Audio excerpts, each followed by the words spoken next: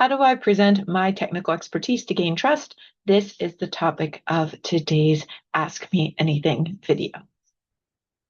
One of the questions I received was, one of the biggest challenges I have as a veteran engineer with 30 years of experience is how to move to the next level of technical leader.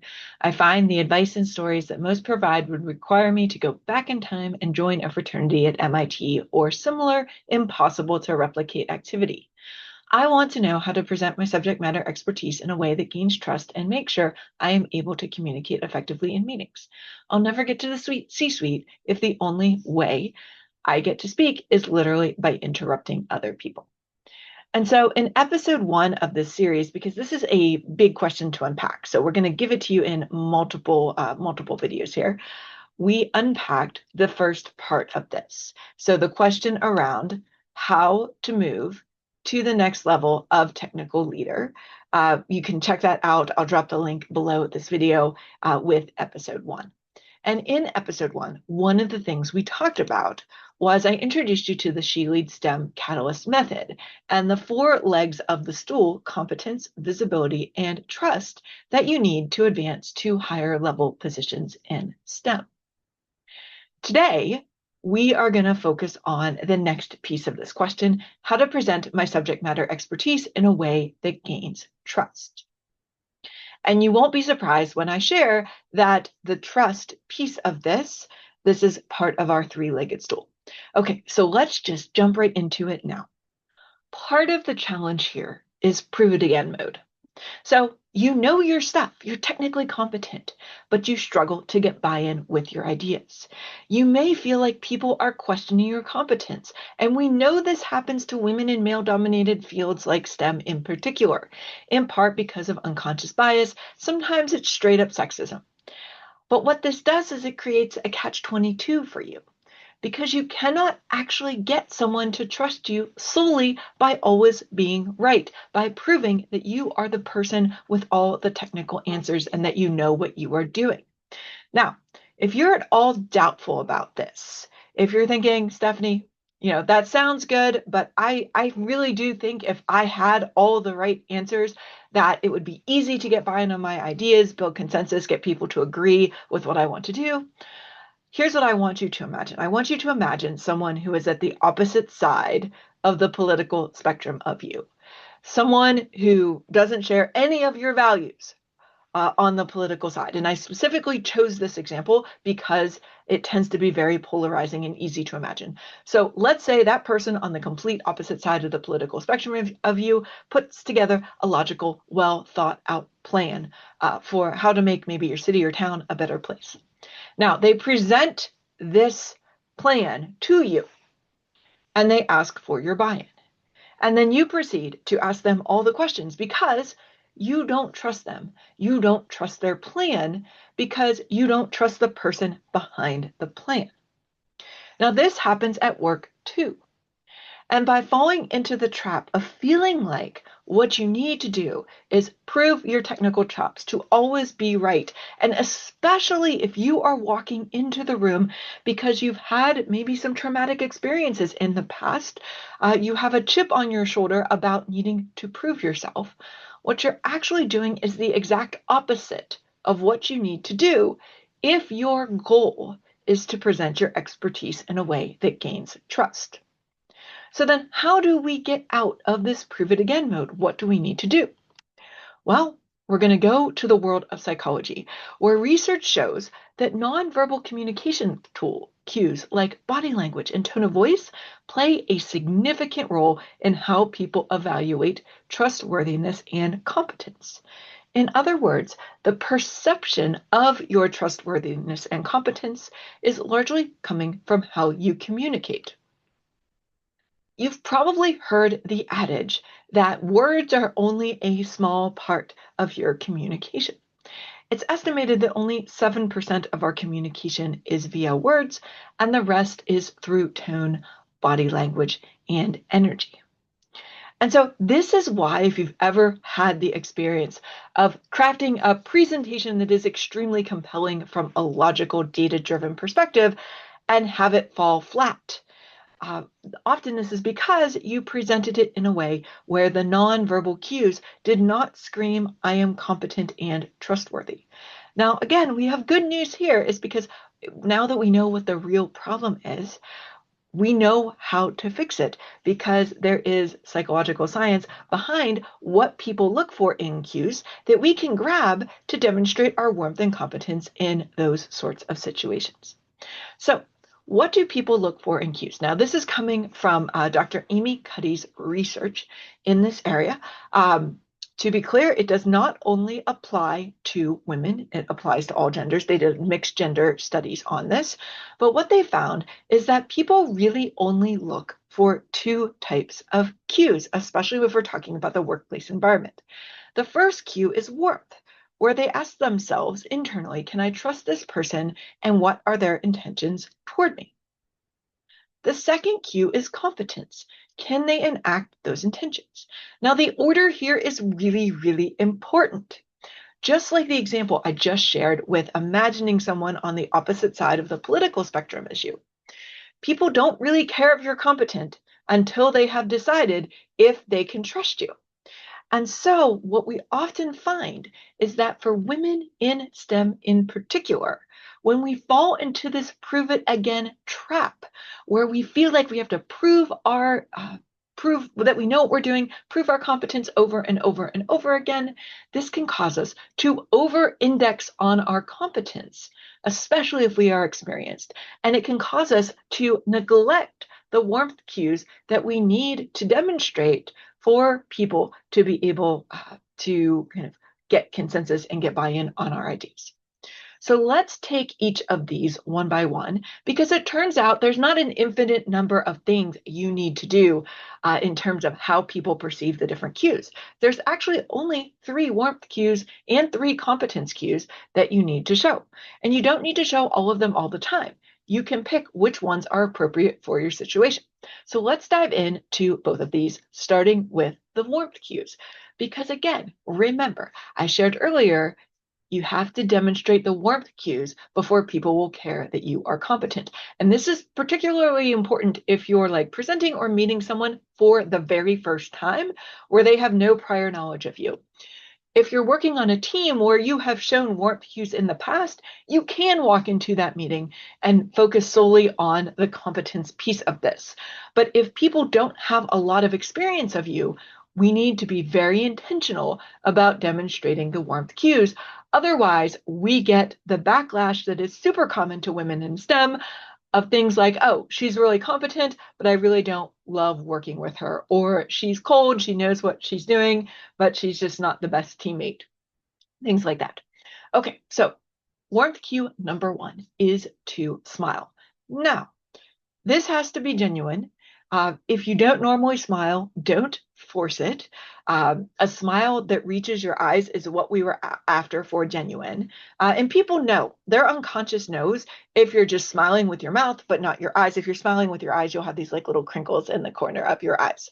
And so if it's appropriate to smile in that situation and you're okay doing it, this is one of the warmth cues. Now, to be clear, if this is not something you would normally do not force it. We have 2 other cues that you can focus on. The next one is validate feelings. Now, this is a combination of verbal and nonverbal. So to validate feelings, you are showing you have some level of empathy. And I'm going to give you an example of this. So let's say you present an idea in a meeting. Others push back on that idea. How do you respond? Well, you could use the ineffective and common thing that many STEM professionals do, which is dismiss those feelings or start arguing with the person who is pushing back on your idea. And we do this by our language choices, in addition to our body language and our tone of voice. We might say something like, here's why my idea is better than the one you just shared. That won't work because I don't think you really understood, or I disagree and here's why. These are 4 statements that I have heard over and over again in meetings that are not effective when it comes to building trust.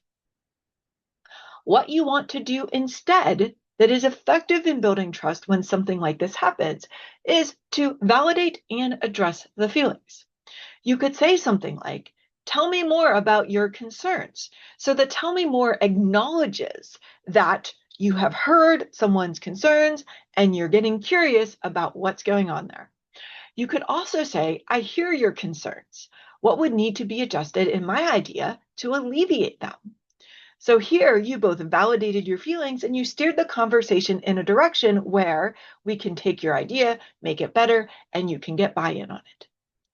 Now, I want to be really clear on this because sometimes when I say validate someone's idea, it can be misinterpreted as, oh, if I validate it, that means that I'm agreeing with them. Or you might think to yourself, feelings don't belong at work. Why should I bother validating them? Again, this is not coming just from me. This is coming from the psychology of how the human brain works. And so validating in this context means that you are trying to understand someone's points of view. So you're trying to understand where they're coming from. This does not mean that you agree with them.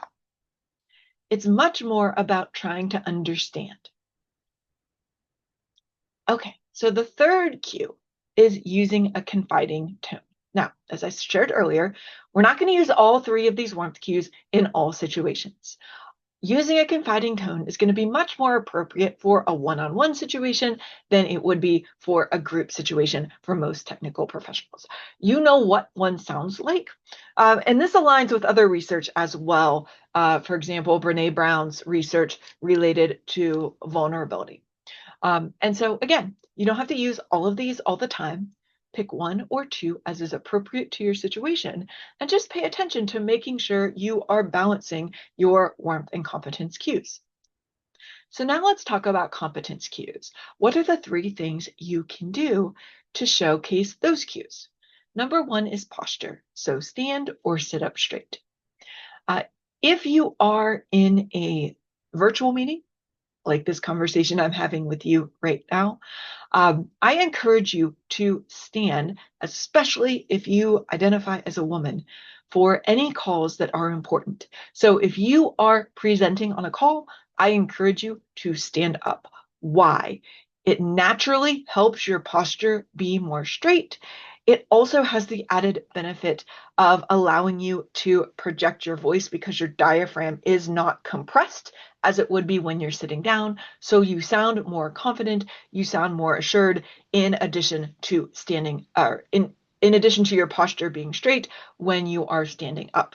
The same thing at in-person meetings. If you are presenting, if you're sharing something important, I encourage you to stand up when you do that. You can have great posture sitting as well. Most of us slouch over and we don't even know it. So paying attention to that competence cue of your posture, step one, easy to do, takes no time at all as long as you're paying attention. Next up is poise, and this is body movement control. So are you using appropriate body movements to emphasize? So notice I'm using my hands to emphasize some of my points. Are you avoiding body movement control that is distracting? So let me give you some examples of this. And this can be particularly challenging if you have ADHD, if you are the kind of person that tends to fidget or move around a lot, as I am. And so things like twirling your hair, that's going to be distracting. That's the opposite of the competence cues that we want to show. Things like twiddling your thumbs or tapping, I don't know if you can hear that tapping, tap, tap, tap, on your desk, tapping your foot a whole bunch, that can take away from your poise. And again, is not what you want to do if you want to demonstrate competence cues.